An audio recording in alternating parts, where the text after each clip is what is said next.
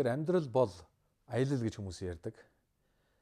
Таны амьдралд өнөөдөр хүртэл олон янзын гайхалтай аяллууд байсан бах те. Үнэхээр онцгой гайхалтай дурсамжийг үлдээсэн аяллууд, за эсвэл маш их ухаарал, сургамжийг өгсөн тийм аяллууд, эсвэл маш их хүнд хэцүү бэрхшээлтэй аяллууд гээд олон янзын аяллуудаар бидний амьдрал дүүрэн байдаг. Тэгэхээр миний амьдрал ч гэсэн маш олон янзын гайхалтай аяллууд байсан. Тэгэхээр үүний дотроос нэгэн онцгой аяллыг бас та бүхэнтэй хуваалцахыг хүсэж байна.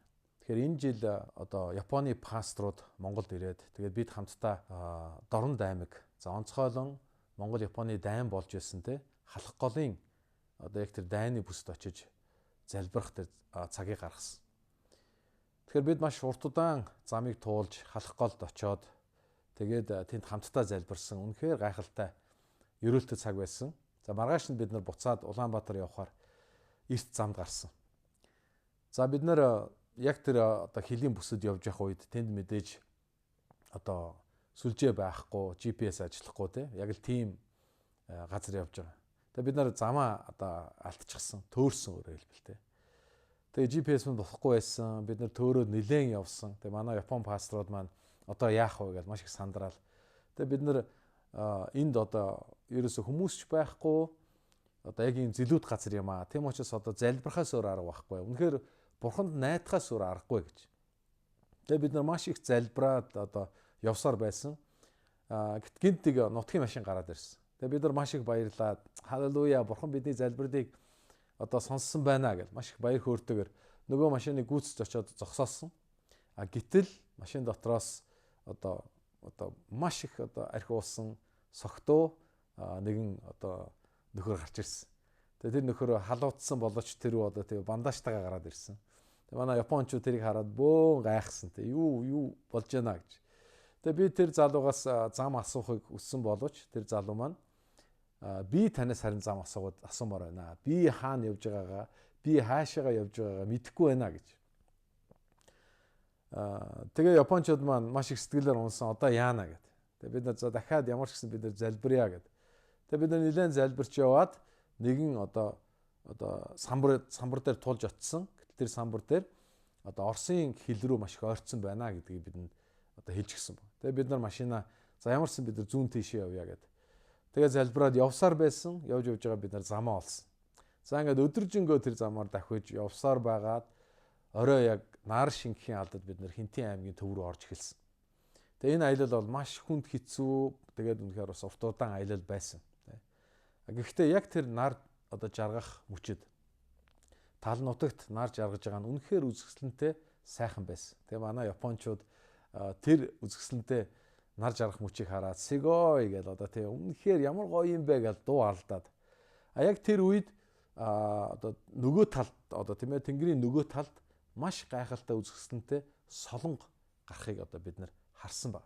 Тэгээ бид нар машинаа зогсоогоод зураг аваад яг тэр үед миний сэтгэлд тийм ээ ямар мессеж өгөгдсөн бэ гэхээр хүний амьдрал гэдэг чинь яг л нэг өдрийн аялал шиг те богинохон ийм аялал юм байна гэж. Тэгэхээр бурхан энэ аялал бидэнтэй хамт байсан учраас бид нар хүрэх ёстой газараа ирж чадсан. Мэдээж аяллаа явцад бид нартэй ядрах, өлсөх, замаа алдах, төөрөх те янз бүрийн зүйл тохиолдсон ч гэсэн эцсийн эцэст бурхан биднийг удирдах, хамгаалж, хөтлөн дагуулж ирэх ёстой газар маань ирүүлж байна гэж. Тэгээд тэр солонгыг харах үед те надад бурханы амлалт санагдсан. Бидний амьдралын төгсгөлд те бурханы амлалт, бурханы солонго байх юм байна. Тэгээд бурхан амлалтаа сахин биелүүлсэн учраас бид аяллахын төгсгөлд очиж чадах юм байна гэж. Тэгээд ягаад ч зүрх сэтгэлд маань те бурхан урам зориг өгч байгаа те хүмүн чи сайн хийсэн шүү гэж тайвшруулан бас зоригжуулж байгаа тэр дуу хоолойг сонсох шиг болсон.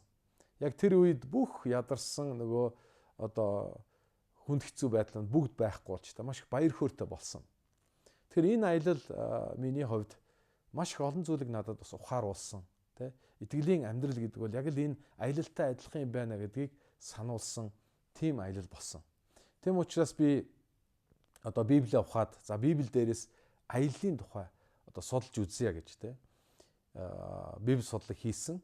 Тэгээ энэ Библийн маш олон аяллуудын дотроос онцгой нэгэн аялал болох тооллого ном дээр гардаг Израильчуудын 40 жил цөлөөр аялсан энэ аяллыг судалж эндээс маш олон зүйлийг ухаарч маш олон бас эвэлийг авсан. Тиймээс та бүхэндээ өнөөдрөөс ахуулаад бид нар тооллого номыг тайлбарлан бүлэг үлгээр нь хүргэхийг хүсэж байна. Тэгэхээр тооллого ном гэдэг бол бидэнд итгэлийн амьдрал бол сүнслэг аялал юм аа. Бид энэ сүнслэг аялалд хэрхэн аялах ёстой вэ гэдгийг бидэнд зааж өгсөн маш их сонирхолтой, маш их сургамжтай, маш их гайхалтай тэр ном байна. Тэм учраас та бүхэн тооллого номын энэ цуврал тайлбар хичээлээр дамжуулан өөрийнхөө амьдралыг иргэнийг хараасаа гэж хүсэж байна. Бид энэ сүнслэг итгэлийн аялалдаа хаанаас гарч өнөөдөр хаана явж байна? Бид хооштой хаашаа явах уу? Хэрхэн явах уу гэдгийг иргэн харсан, ухаарсан маш гайхалтай тийм цаг багасаа гэж эзний нэрээр хүсэн ерөөж байна. За ингээд хамтдаа тооллого номороо аялцгаая.